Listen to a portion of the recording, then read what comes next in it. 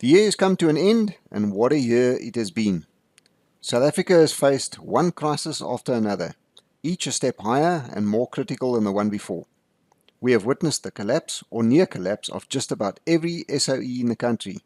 We have seen the scourge of farm attacks and murders escalate. We have seen our despicable president stand in front of the world and proclaim that there is no killing of white farmers in South Africa. We have seen him call raiding terrorists freedom fighters, and we have seen him call us land thieves. All a bunch of lies. Every word. Who agrees with me? We must have one of the most disgusting, most disgraceful presidents alive today. Our police force has become the enemy of the white man. Our judicial system has become an extension of the ANC and its policies.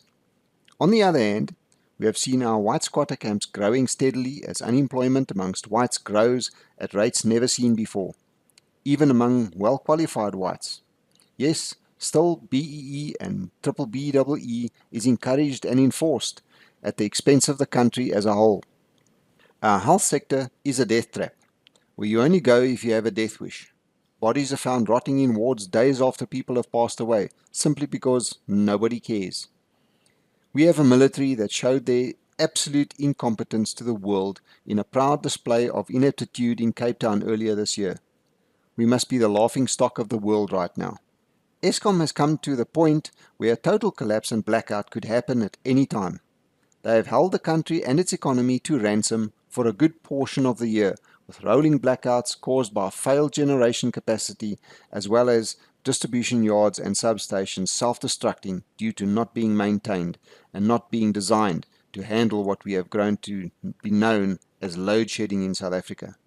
In my opinion, it is a miracle that we have made it to the end of the year without a civil war breaking out here, with the likes of Julius Malema and Andile Ngitama spewing their warmongering, bloodthirsty hatred of the whites.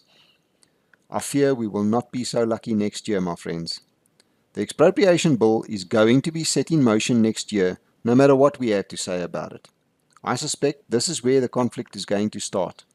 My only advice is to be prepared for it, or get the hell out, because it's not going to be pretty at all. But all that aside, here we still are. It is December and holiday time. It is time to relax and recharge after a long, tough year.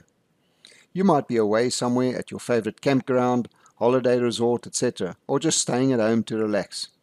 Wherever you are and whatever you are doing, I hope you are enjoying a good rest and have a blessed Christmas. Come back in 2020 and be ready to take the bull by the horns. Next year is going to be a year of challenges. Challenges that only our forefathers have seen here before. There is not going to be time for playing next year.